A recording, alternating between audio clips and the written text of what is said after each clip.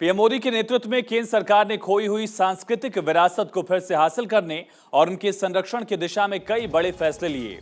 देश की आर्थिक प्रगति के लिए पर्यटन के महत्व को समझते हुए पीएम मोदी विरासत और ऐतिहासिक स्थलों के साथ ही धार्मिक स्थलों के विकास पर खास जोर दे रहे हैं। उत्तर से लेकर दक्षिण तक और पूर्व से लेकर पश्चिम तक पीएम मोदी ने कई तीर्थ स्थानों तक पहुंच को आसान बनाया और इसी कड़ी में अब पीएम मोदी एक बार फिर उत्तराखंड के दौरे पर जा रहे हैं। पीएम मोदी उत्तराखंड को क्या सौगात देंगे और कैसे श्रद्धालुओं को इसका लाभ मिलेगा, देखिए।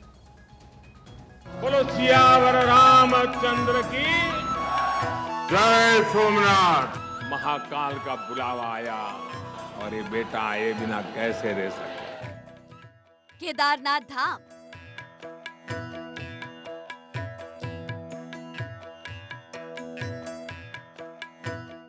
बद्रीनाथ धाम, बाबा की नगरी काशी,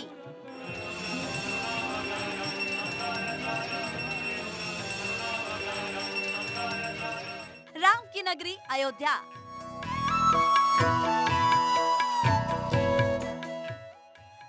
या महाकाल की नगरी उज्जैन।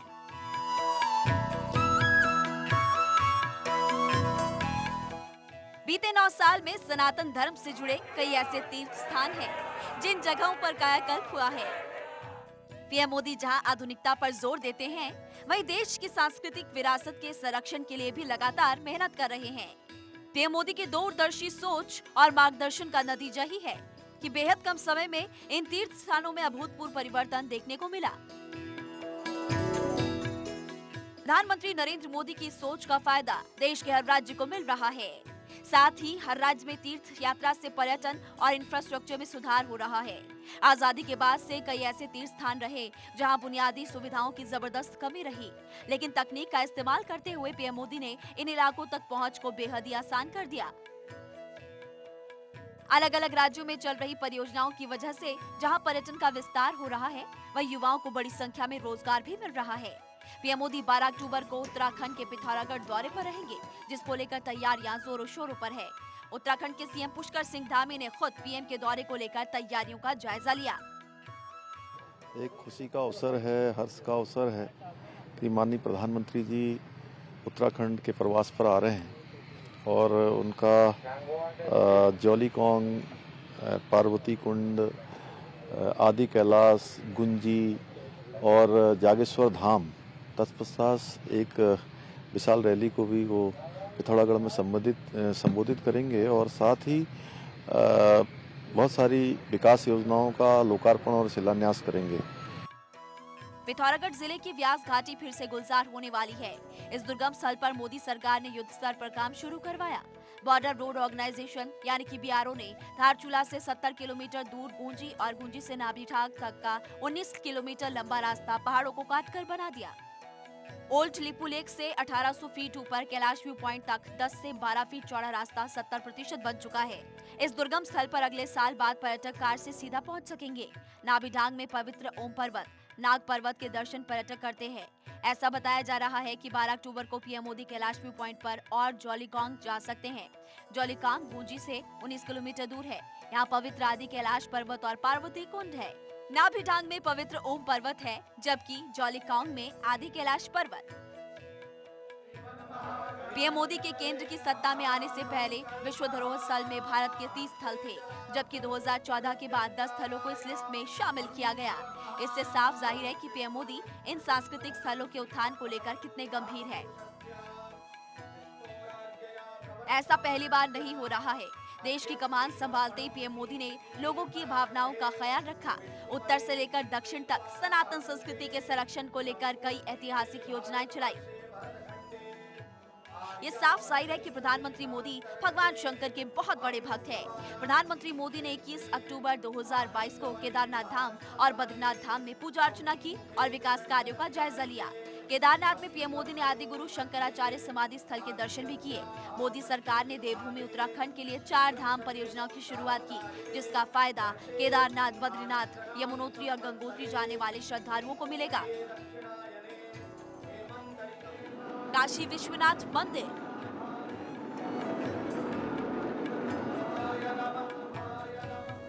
प्रधानमंत्री मोदी ने 13 दिसंबर 2021 को 500 साधु संतों और मंत्रोच्चार के साथ काशी विश्वनाथ कॉरिडोर का लोकार्पण किया। 4 साल के रिकॉर्ड समय में काशी विश्वनाथ कॉरिडोर बनकर तैयार हो गया। अब काशी विश्वनाथ आने वाले श्रद्धालुओं को गलियों और तंग संकरे रास्तों से नहीं गुजरना पड़ता। गंगा घाट से सीधे कॉरिडोर के रास्ते बाबा विश्वनाथ के दर्शन किए जा सकते हैं। इस निर्माण का नतीजा रहा कि 1 साल के अंदर यहाँ रिकॉर्ड 7 करोड़ श्रद्धालु पहुँचे। महाकाल लोक कॉरिडोर। प्रधानमंत्री मोदी ने 11 अक्टूबर 2022 को मध्य प्रदेश के उज्जैन में ज्योतिर्लिंग महाकालेश्वर मंदिर के श्री महाकाल लोक का लोकार्पण किया।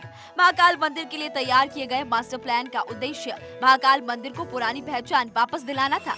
महाकाल लोक कॉरिडोर काफी भव्य है और अब पहले से 10 गुना बड़ा है। पूरा कॉरिडोर 900 मीटर लंबा है। इसमें 190 मूर्तियां हैं जो भगवान शिव के अलग अलग रूपों को दिखाती है। सोमनाथ मंदिर परिसर।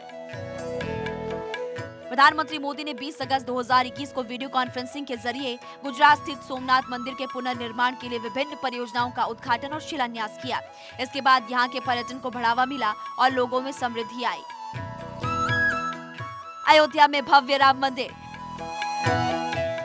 पीएम मोदी ने 5 अगस्त 2020 को विधि विधान के साथ अयोध्या में भव्य श्री राम मंदिर की नींव रखी। अगले साल राम मंदिर प्राण प्रतिष्ठा का कार्यक्रम है।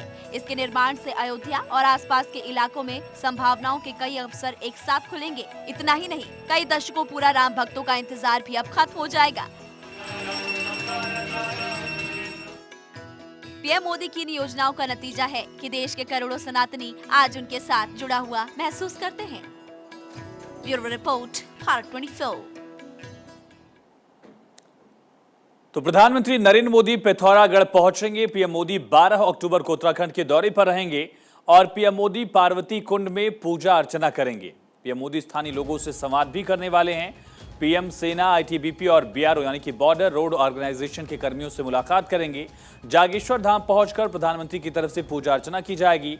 पिथौरागढ़ को पीएम 4200 करोड़ की सौगात देंगे और इसके बाद पीएम मोदी जॉलिंग कॉन्ग जाएंगे। आदि कैलाश में पूजा अर्चना का भी पीएम मोदी का कार्यक्रम है।